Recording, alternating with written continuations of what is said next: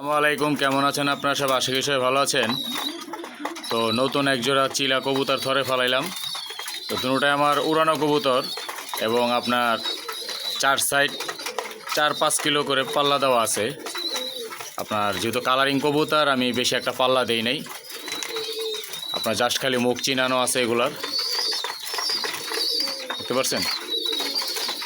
তো পেয়ারটা কীরকম হয়েছে অবশ্যই সবাই কমেন্টে জানাবেন আর দেখে মাশাআল্লাহ বলবেন।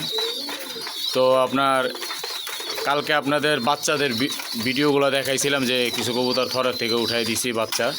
তো কিছু কিছু কবুতরের এক জোড়া বাচ্চা ওঠানোর পর আমি থর থেকে উঠিয়ে দিছি, সেজন্য থরটা আবার খালি হয়ে গেছে। তো সেজন্য আমি চিলা জোড়া থরে ফেলাইলাম।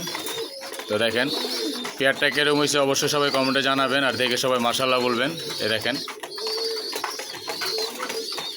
আপনার খয়রাটা হইল নর আর কালোটা হইল মাদি। তো পেয়ারটার জন্য সবাই দোয়া করবেন। আজকে পর্যন্তই। আসসালামু আলাইকুম।